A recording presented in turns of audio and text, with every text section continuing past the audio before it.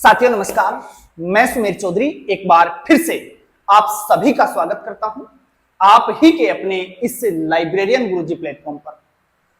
साथियों, कैटालॉगिंग के तहत ट्रिपल सी के कंप्लीट होने के बाद कल वाली क्लास में हम AACR2 प्रारंभ कर चुके थे और AACR2 की एंट्रीज की बात हमने कल करी थी। एंट्रीज की बात करने के बाद हमने सबसे पहले मेन एंट्री को प्रारंभ किया था और मेन एंट्री का कल हमने बहुत अच्छे से फॉर्मेट भी देखा है। मेन एंट्री की सभी विशेषताओं की बात हमने कल वाली क्लास में करी है। मेन एंट्री के तहत जो 8 सेक्शन थे, एक एक सेक्शन की बात हमने बहुत ही विस्तार पूर्वक करी है। हमने देखा कि पहला सेक्शन कौन सा होता है, दूसरा कौन सा होता है, दूसरे सेक्शन के तहत कौन कौन सी जानकारियां हम देते हैं, तीसरे सेक्शन में हम कौन सी जानकारियां देते हैं।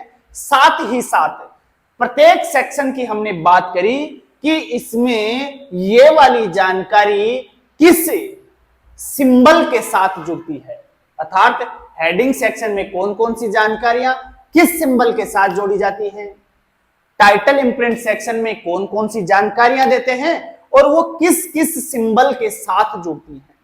तो हम इस प्रकार से कुल जो 8 सेक्शन हैं सभी की बातचीत कल की क्लास में कर चुके हैं।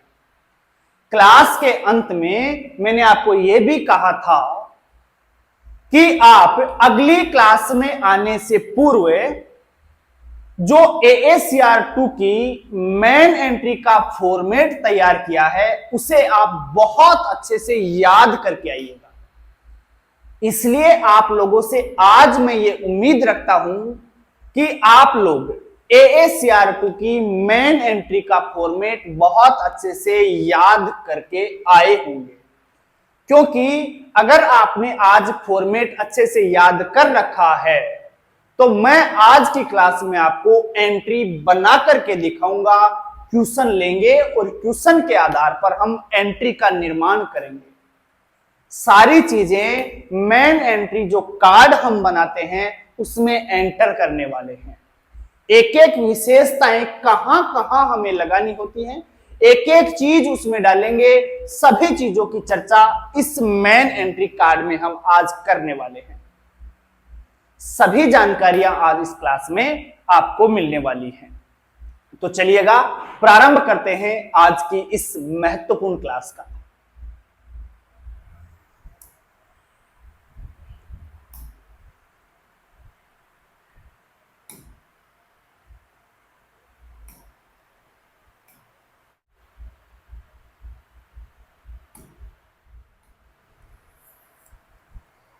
चलिएगा, लेखक के कुछ महत्वपूर्ण नियमों के साथ आज हम इसे प्रारंभ करते हैं। सबसे पहले जो लेखक के नियम हैं, एक लेखक हो तो हम एंट्री किस प्रकार से करेंगे, 2 लेखक हो तो हम एंट्री किस प्रकार से करेंगे, 3 लेखक हो तो हम सबसे पहले कौन सा लेखक लिखेंगे, बाकी जो 2 और बच गए हैं उनको हम कहां लिखेंगे। ये कुछ महत्वपूर्ण नियम हैं ऑथर से संबंधित, तो इनकी चर्चा भी हम प्रारंभ करते हैं। सबसे पहले इनकी बात करेंगे और उसके बाद हम एक क्वेश्चन लेंगे और उसके तहत मेन एंट्री का निर्माण करने वाले हैं। देखिएगा, जब एक लेखक आपको क्वेश्चन में दिया हुआ हो, किसी पुस्तक का एक ही ऑथर हो, जब एक ऑथर होता है तब तो अपने सामने कोई समस्या होती ही नहीं है। एक लेखक होगा तो सीधी सी बात है, मैंने कल की क्लास में आपको बताया था कि AACR2 की जो मेन एंट्री बनती है वो लेखक के नाम से बनती है। जब लेखक एक ही होगा तो किसी चीज का कोई पंगा होना ही नहीं है, कोई दिक्कत होनी ही नहीं है। एक लेखक है तो उसके नाम से हम एंट्री बना देंगे, कोई समस्या नहीं है। दिक्कत होगी जब 2 आएंगे, 3 आएंगे, 4 आएंगे, तब थोड़ी सी समस्या होती है। तो वहां आपको थोड़ा नियमों में ध्यान रखना है।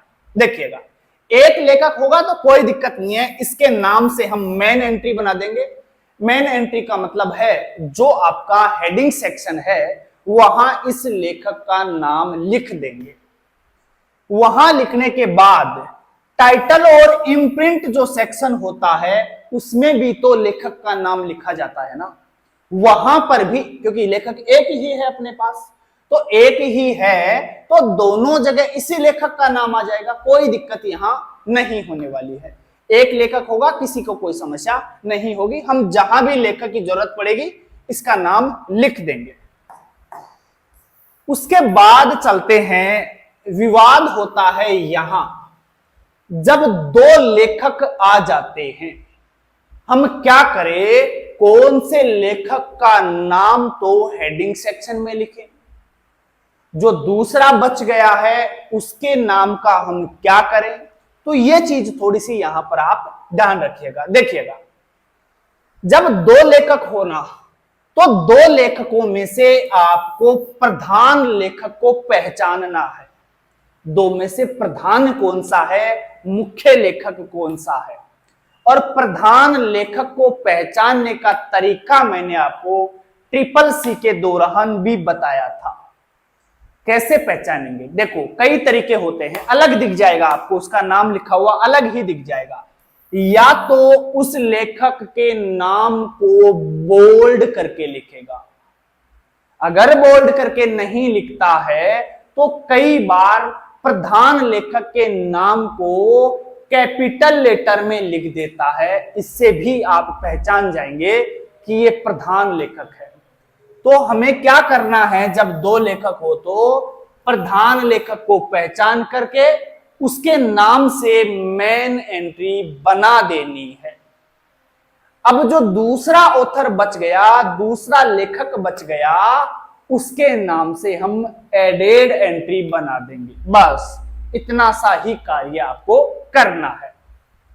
देखिएगा, दो लेखकों में से प्रधान लेखक को पहचान करके हम मेन एंट्री का हेडिंग सेक्शन बना देंगे, कोई समस्या नहीं होगी। हेडिंग सेक्शन आप बना देंगे जो प्रधान लेखक है।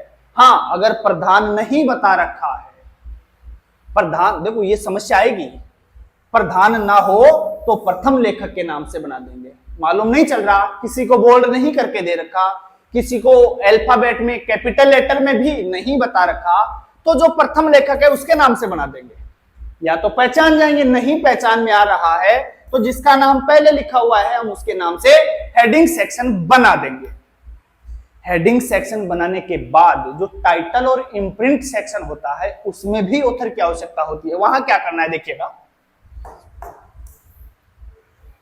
टाइटल एंड इम्प्रिंट सेक्शन में दोनों लेखकों का नाम लिखा जाएगा, लेकिन दोनों का नाम लिखते समय भी आपको एक चीज का ध्यान रखना है, दोनों का जो नाम है एंड शब्द से जुड़ेगा।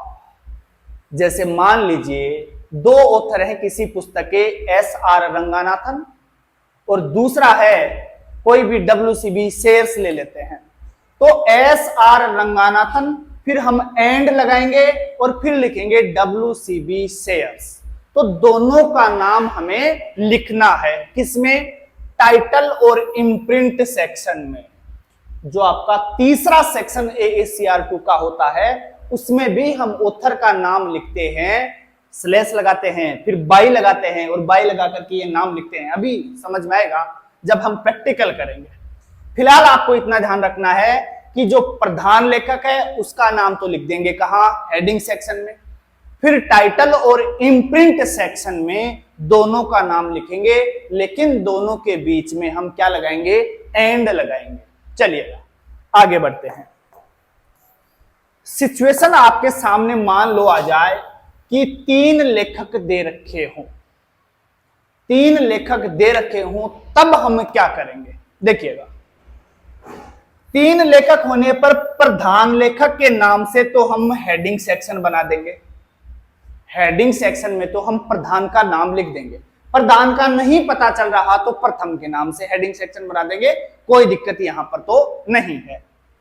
फिर देखिएगा, जो दो बच गए, प्रधान के नाम से तो हमने क्या बना दिया, हेडिंग सेक्शन, दो पीछे और बच गए तो दोनों के नाम से अलग अलग क्या बना देंगे, दो एडेड एंट्रियां और बना देंगे। ठीक है, तीनों का काम हो गया। लेकिन हमें टाइटल और इम्प्रिंट सेक्शन में भी ऑथर की जानकारी देनी होती है, तो वहां क्या करे वो और देख लीजिएगा।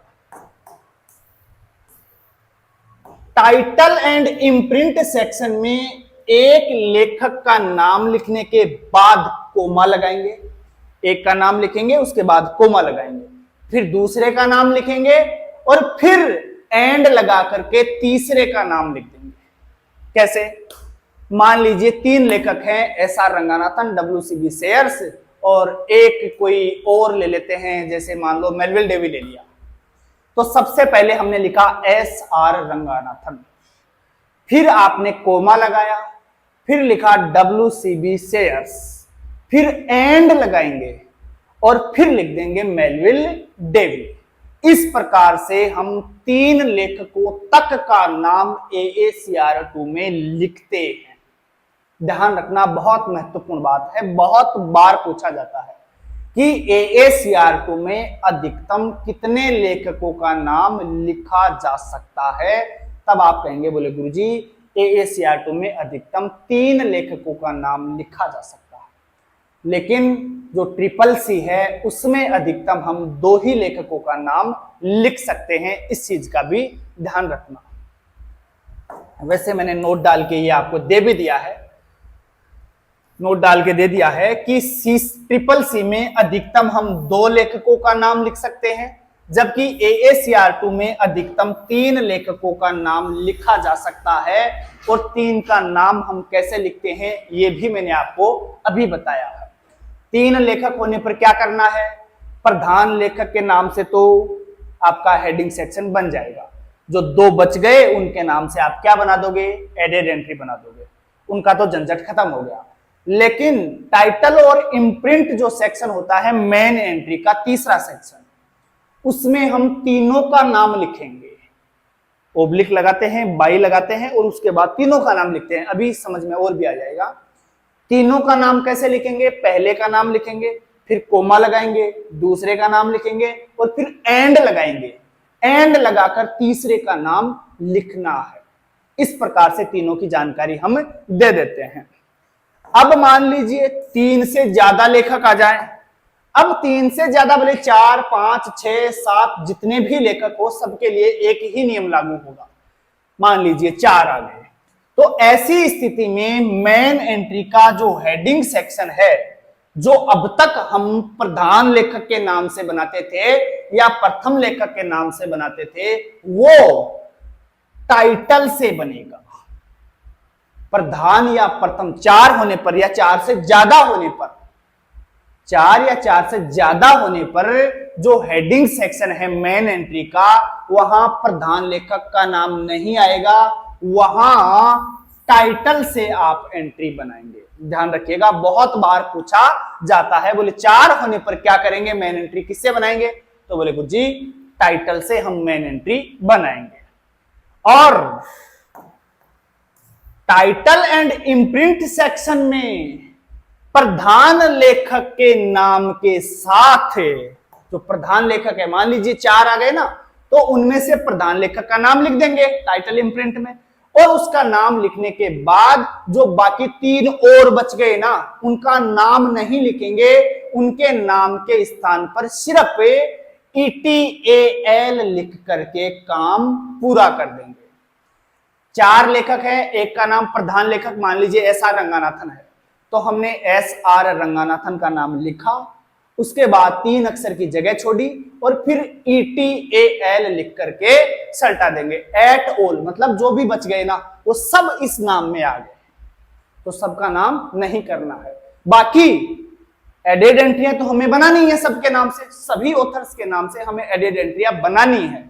एडेड एंट्रियां इसलिए बनाते हैं क्योंकि हो सकता है कोई पाठक आ जाए और वो दूसरे या तीसरे वाले लेखक को जानता हो, उसका नाम उसे याद रह जाए, तो उसके नाम से वो पुस्तक मांगे तो भी हमें पता चल जाए कि हाँ इस नाम से भी कोई पुस्तक है। एडेड एंट्रियों में सहायता मिल जाएगी उनको। सभी के नाम से एडेड एंट्रियां तो बनानी ही बनानी है।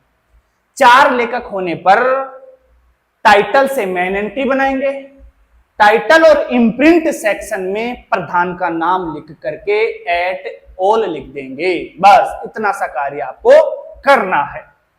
अब चलते हैं एंट्री बना करके हम देखते हैं। आपके सामने मान लीजिए कोई ये क्वेश्चन है, इस क्वेश्चन के तहत हम मेन एंट्री आज बना करके चेक करने वाले हैं। नियम मैं सारे आपको बता चुका हूं, सारी चीजें आपको कल की क्लास में भी मैंने बता दी थी। फॉर्मेट मैंने आपको बहुत अच्छे से याद करवाया था, सारे सिंबल भी बता दिए थे, कौन सी चीज कहां डालनी है ये भी आपको कल मैंने बहुत अच्छे से याद भी करवाया था। और फिर बोला और था कि कल इसे अच्छे से याद करके और आ जाइएगा। फिर देखिएगा अगर आप सब करके आए हो तो कोई समस्या नहीं होगी। क्वेश्चन आपका है an introduction of library science, ये उस पुस्तक का नाम है। तो पुस्तक का नाम आपको मिल गया है। बाई मतलब लेखक कौन है, तो लेखक है इसका SR. Ranganathan. Translated by, translate किसने किया है, तो ट्रांसलेटर है इसका पी.एन. कोला, अर्थात आपको कोलोबरेटर भी मिल गया है यहां पर, क्योंकि ट्रांसलेटेड बाई अर्थात इसका मतलब इसने ट्रांसलेशन किया है, तो ये क्या है, कोलोबरेटर है। चलिएगा आपके सामने एडिशन भी आ गया है कि ये एडिशन कौन सा है, चौथा एडिशन है और 2004 का संस्करण है। वर्ष भी आपको पुस्तक का मिल गया है। विकास पब्लिशिंग हाउस नई दिल्ली, तो पब्लिशर भी आपको मिल गया है, इसके द्वारा पब्लिकेशन किया गया है। आपके HTP पर अर्थात हाफ टाइटल पेज पर अन्य सूचनाएं क्या क्या दी गई है वो भी देख लीजिएगा। कॉल नंबर आपको दे रखा है 2P04, एक्सेशन नंबर भी आपको दे रखा है 8008, पुस्तक की साइज भी आपको दे रखी है 21.2 सेंटीमीटर, पेज भी आपको बता रखे हैं कि ये 22 तो हैं प्राइमरी पेज और 222 हैं इसके मेन पेज। चलिएगा विकास पब्लिशिंग सीरीज भी आपको बता दी है, सीरीज का नाम मिल गया है, सीरीज का नंबर मिल गया है और सीरीज का जो एडिटर है विकास गुप्ता वो भी आपको मिल गया है। जो फॉर्मेट था उसकी जानकारियां आपको मिल रही है यहाँ, बस इन जानकारियों को फॉर्मेट में बिठाना है, बहुत सिंपल है। क्लास नंबर भी आपको दे दिया गया है 2.44। आगे और क्या जानकारियां हैं, मैप के बारे में भी बता रखा है कि पेज नंबर 200 पर कोई मैप बनाया हुआ है, उसकी जानकारी भी दे रखी है। आप ऐसी चीजों को नोट में डाल सकते हैं, नोट आता है ना सेक्शन, वहां ये सारी चीजें डाल दी जाती हैं। ISBN नंबर भी आपको पुस्तक का मिल गया है, क्योंकि ये भी आपका एक सेक्शन होता है। एक सेक्शन में ISBN सेक्शन में ISBN की जानकारी हम देते हैं, इसलिए ये भी आपको मिल गया है। बस सारी जानकारियां आपके सामने हैं, उठा करके फॉर्मेट में शिफ्ट करना है, इतना सा ही तो कार्य है यार। चलिएगा बनाते हैं इसकी मेन एंट्री। ये रही आपके सामने इसकी मेन एंट्री। पहला सेक्शन कौन सा था, सबसे पहले कॉल नंबर सेक्शन था और कॉल नंबर सेक्शन में हम जानकारी कॉल नंबर की देंगे। कॉल नंबर किन से बनता है, तो कॉल नंबर मैंने आपको बताया था क्लास नंबर, बुक नंबर और कलेक्शन नंबर। कलेक्शन नंबर बहुत कम मिलता है, दो चीजें ही मिलती है, क्लास नंबर और बुक नंबर। ऊपर क्लास नंबर लिखेंगे और उसके नीचे बुक नंबर लिखेंगे, ध्यान रखना दोनों बराबर में यहां नहीं लिखे जाएंगे।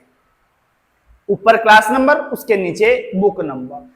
और बुक नंबर में देखो डिपेंड करता है कि वहां जो लाइब्रेरियन है उसने बुक नंबर किस तरीके से निकाला है। क्या लेखक के सरनेम के प्रथम 3 अक्षर से, ज्यादातर ऐसा ही होता है, लेखक का जो नाम है उसके प्रथम 3 अंक जो होते हैं या 3 जो नाम होते हैं, रंगानाथन, तो रंगानाथन में प्रथम 3 RAN, ये उसका बुक नंबर ले लेते हैं, अधिकतर ऐसे ही करते हैं। तो देखिएगा कॉल नंबर सेक्शन आपका यहां आता है, जो बायां हाशिया होता है लीडिंग लाइन के ऊपर, और ये जो बायां छोर है आपका, यहां से प्रारंभ किया जाता है आपका कॉल नंबर सेक्शन, अर्थात बाएं हाशिए के अंदर आपका कॉल नंबर डाला जाता है, इसे बोलते हैं हाशिया। ये बायां हाशिया है, ये पूरा का पूरा, इस बाएं हाशिए में आपका कॉल नंबर लिखा जाता है। या फिर ऐसे भी आप देख सकते हैं कि ये जो बायां छोर है यहां से कॉल नंबर को प्रारंभ करना है। ऊपर क्या लिखेंगे, क्लास नंबर, तो क्लास नंबर आपको दे रखा था, आपने लिख दिया 2P04, क्वेश्चन में दिया हुआ था, ऐसे कैसे उठाया और छाप दिया।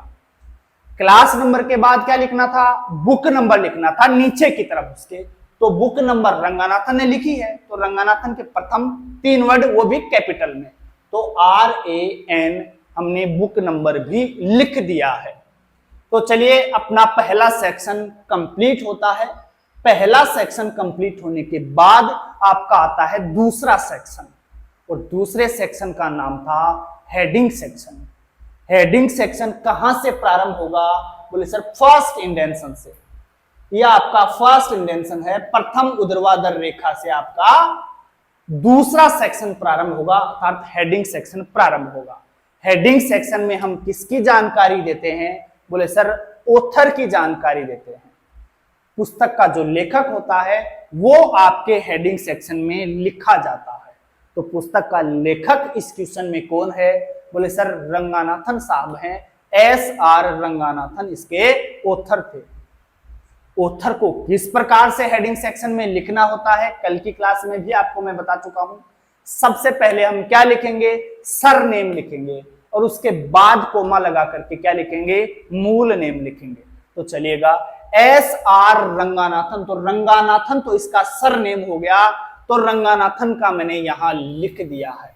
इसके अंदर आ जाएंगे 4 अक्षर, तो क्योंकि ये 8 अक्षर की जगह होती है, ये 4 अक्षर की जगह होती है, तो 4 RANG 4 अक्षर हो गए, 4 तो मैंने इसमें लिख दिया। उसके बाद ANATHAN रंगानाथन पूरा नाम हमने लिख दिया। यहां पर मैंने आपको बताया था कि यहां पर कैपिटल लेटर में लिखने की आवश्यकता नहीं पड़ती। कैपिटल लेटर में तो हम कहां लिखते थे, CCC में लिखते थे, लेकिन ये हम पढ़ रहे हैं AACR 2। यहां पर रनिंग में लिखना होता है, तो R कैपिटल में है, बाकी सारे स्मॉल में है। ठीक है, जैसे ही सरनेम हो जाता है उसके बाद कोमा लगाएंगे, कोमा लगा करके हम क्या लिखेंगे, मूल नेम लिखेंगे। जबकि मूल नेम को हम CCC में कोष्टक में लिखा करते थे, यहां कोष्टक नहीं लगाते, यहां कोमा के बाद मूल नेम लिख देते हैं। तो कोमा लगाया और कोमा लगा करके मूल नेम था इसका SR, तो S.R। शॉर्ट फॉर्म है तो कैपिटल लेटर में आ जाएगी, शॉर्ट फॉर्म नहीं है तो आप रनिंग में लिखेंगे, अर्थात पहला कैपिटल बाद वाले सारे स्मॉल में। ठीक है, मूल नेम हो गया। अब समझिएगा, क्या इस क्वेश्चन में कहीं पर भी लेखक का जन्म वर्ष और मृत्यु वर्ष दिया गया था? आप कहेंगे जी नहीं सर, क्वेश्चन में हमें कहीं पर भी जन्म और मृत्यु वर्ष नहीं मिला है। ये हम बाहर से लेकर आए हैं, और बाहर से लाई गई सूचना कोष्टक में लिखी जाती है, और कोष्टक भी कैसा होता है, चौकोर कोष्टक होता है। इसमें बाहर से लाई गई सूचना लिखी जाती है। चलिएगा, तो ये हो गया बड़ा कोष्टक, अर्थात जिसे आप कई चौकोर कोष्टक भी बोलते हैं। तो ठीक है, ये बना दिया। जन्म और मृत्यु वर्ष दोनों हमने लिखे हैं। 12 अगस्त 1892 जन्म होता है और 27 सितंबर 1972 इनकी मृत्यु होती है। तो मैंने जन्म लिख दिया 1892, डैश लगाया 1972, अर्थात इनका जीवन काल हमने यहां लिख दिया। कोष्टक में बंद कर देंगे। मैंने आपको कहा था कि जब जन्म और मृत्यु वर्ष हम दोनों लगाते हैं तो हम इसके लिए डॉट का प्रयोग भी करते हैं। तो कोष्टक लगा करके हमने डॉट भी लगा दिया है। इस डॉट का मतलब है कि इनका जन्म और मृत्यु दोनों हमने लिखी है, और कोष्टक लगाया है, इसका मतलब ये सूचना हम कहां से लाए हैं, बाहर से लाए हैं। आपका हेडिंग सेक्शन कंप्लीट हो जाता है। हेडिंग सेक्शन में इसके अलावा कोई जानकारी और नहीं देनी होती है। हेडिंग सेक्शन के बाद तीसरा सेक्शन आपका आता है टाइटल और इम्प्रिंट सेक्शन। टाइटल और इम्प्रिंट सेक्शन में कौन कौन सी जानकारी दी जाती है, कल की क्लास में आपको बता चुका हूं। टाइटल सेक्शन, सबसे पहले टाइटल की जो 3 जानकारियां हैं वो दे देंगे। टाइटल तो वही है आपका CCC वाला, सिर्फ चेंज क्या हुआ है, जो कोलोबरेटर है वो बीच में आ जाता है, जबकि CCC में कोलोबरेटर हम लास्ट में लिखते हैं। तीनों जानकारियों में सबसे लास्ट में कोलोबरेटर लिखते थे, लेकिन यहां कोलोबरेटर पहले आ जाएगा, बस इतना सा ही चेंज है। चलिएगा, तीसरा सेक्शन हम प्रारंभ करते हैं, और तीसरा सेक्शन आपका कहां से प्रारंभ हो रहा है, ये रहा पहला, दूसरा, और ये आ गया आपका तीसरा वाला सेक्शन जो टाइटल और इम्प्रिंट सेक्शन था। टाइटल और इम्प्रिंट सेक्शन में अर्थात सबसे पहले तो पुस्तक का टाइटल लिखेंगे, तो लिख दीजिए ऐसे कैसे title, an introduction of library science. ये आपको क्वेश्चन में ऐसे कैसे लिखा हुआ मिल जाता है। पुस्तक का टाइटल आपने लिख दिया, टाइटल लिखने के बाद ओब्लिक लगाएंगे, टाइटल के बाद क्या लगाएंगे, ओब्लिक लगाएंगे। ओब्लिक लगा करके हम यहां लिखेंगे बाई, ओब्लिक लगाकर क्या लिखेंगे, बाई लिखेंगे। बाई लिखने के बाद जो लेखक है उसका नाम लिखेंगे। तो लेखक, ये ओब्लिक लगाया, बाई लिखा, और फिर लेखक का नाम सीधा ही लिखेंगे। जबकि हेडिंग सेक्शन में हमने पहले रंगानाथन लिखा था, फिर एसआर लिखा था, जबकि टाइटल सेक्शन में सीधा का सीधा ही लिखते हैं, उल्टा नहीं करते। अर्थात सरनेम और मूल नेम वाला जो उल्टा पुल्टा हम करते थे वो कार्य यहां नहीं करेंगे, सीधा एसआर रंगानाथन लिख देंगे। तो हमने सीधा एसआर रंगानाथन रनिंग में ही लिख दिया है। ठीक है, ये लिखने के बाद मैंने आपको बताया था कि सेमीकोलन लगाना है, और सेमीकोलन लगा करके हम क्या लिखेंगे, कोलोबरेटर। अब ट्रिपल सी में तो हम क्या करते थे, टी आर बाई, ट्रांसलेटर था तो उसके लिए सिर्फ टी आर बाई लिखते थे।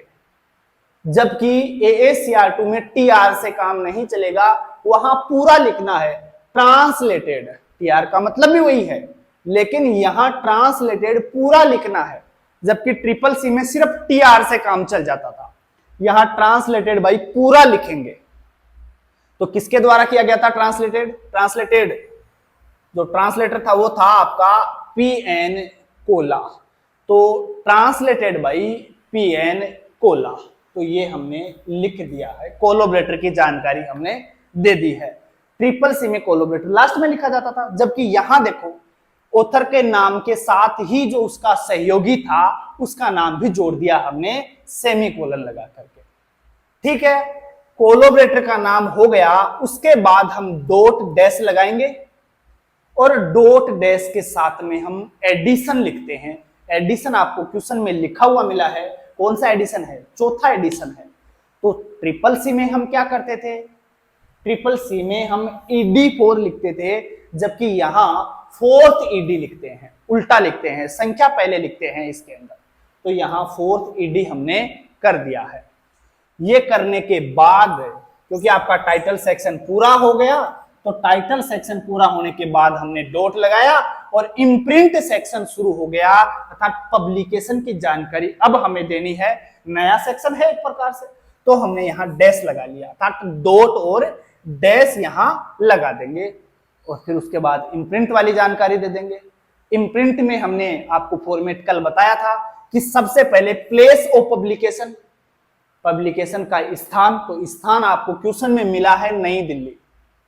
फिर उसके बाद कोलन लगाएंगे, और कोलन लगा करके नेम ऑफ पब्लिकेशन, अर्थात पब्लिकेशन का नाम लिखेंगे। तो नाम क्या था, विकास पब्लिशिंग हाउस, क्वेश्चन में दे रखा है, ऐसे कैसे हमने लिख दिया। और फिर लास्ट में था ईयर ऑफ पब्लिकेशन, तो ईयर किसके साथ जोड़ते थे, फॉर्मेट कल याद करवाया था आपको, बोले सर कोमा के साथ हम ईयर को लिख देते हैं, तो आपकी ईयर ऑफ पब्लिकेशन भी हो गया। चलिएगा, उसके बाद हम प्रारंभ करते हैं अगला सेक्शन, और अगला सेक्शन आपका प्रारंभ होगा यहां से, फिजिकल एंड सीरीज वाला सेक्शन प्रारंभ करेंगे। तो फिजिकल की जानकारी सबसे पहले देंगे। फिजिकल की जानकारी में सबसे पहले क्या था, प्राइमरी पेज।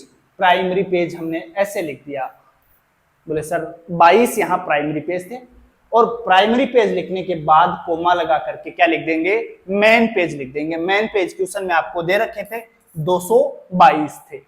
मेन पेज लिखने के बाद साइज की हमें जानकारी देनी थी। साइज की जानकारी देने के लिए हम कौन सा सिंबल लगाएंगे, बोले सर सेमीकोलन साइज के लिए लगाया जाता है। साइज के लिए सेमीकोलन लगाया जाता है, और साइज कल भी मैंने बताया था, अगर 21.2 है तो उसे 22 लिखा जाएगा, 21.7 है तो भी उसे 22 लिखा जाएगा, 21.9 है तो भी उसे 22 लिखा जाएगा। अगला डिजिट लिखा जाएगा पॉइंट के बाद, भले ही कुछ भी हो, लेकिन 21 के आगे अगर पॉइंट लग रहा है तो वो सीधा 22 में ही जाएगा, अगला डिजिट आएगा। तो चलिएगा, हमने यहां 22 उसे पूरा कर दिया है, क्योंकि क्वेश्चन में आपको दे रखा था, कहां गई वो जानकारी, ये रहा 21.2 दे रखा है साइज की जानकारी, तो आपने इसे पूरा 22 कर दिया है। इसके बाद आपको जानकारी देनी है सीरीज की, तो डॉट लगाओ, क्योंकि सीरीज सेक्शन है, नया सेक्शन प्रारंभ हो रहा है, तो डॉट डैश के साथ सीरीज का प्रारंभ करेंगे। और सीरीज की जानकारी हम कहां देते हैं, कोष्टक में देते हैं। तो विकास पब्लिशिंग हाउस सीरीज का नाम आपको क्वेश्चन में दे रखा है, लिख दिया, और उसके बाद सेमीकोलन लगाएंगे और सीरीज का नंबर लिख देंगे। बहुत बार क्वेश्चन पूछा जाता है सीरीज का नंबर किस सिंबल के साथ जुड़ता है, आपके सामने है, सेमीकोलन के साथ जुड़ता है। चलिएगा, आपका नोट सेक्शन में आपको क्या कर देना है, बोले इसमें देखो अगर कोई चीज है तो लगा देना, नहीं है तो छोड़ देना। तो यहां आपको दे रखा है, नोट में डाल दीजिए। बोले सर मैप की जानकारी हम नोट में दे देते हैं, कि मैप बता रखा है पेज नंबर 200 पर, यह जानकारी हमने नोट में दे दी। उसके बाद आपका जो ये है ISBN वो लगा देंगे। ऐसे कैसे क्वेश्चन में दे रखा है, ISBN की जानकारी दे दीजिएगा। और कहां से शुरू करनी है, सेकंड वाले इंडेंशन से। फिर उसके बाद आप नीचे लास्ट में ट्रेसिंग, जो भी आपने एडेड एंट्रियां बनाई है उनकी जानकारी हम यहां दे देंगे। एडेड एंट्री बनाई है तो उनकी जानकारी दे देंगे कि हमने सीरीज के नाम से एडेड एंट्री बनाई है, हमने ऑथर के नाम से बनाई है, वो लिख देंगे यहां सिर्फ। और अब आपका एक और सेक्शन बचा हुआ था। कौन सा सेक्शन बचा हुआ था, बोले सर आपका एक्सेशन नंबर, और एक्सेशन नंबर की जानकारी आप यहां दे दीजिएगा।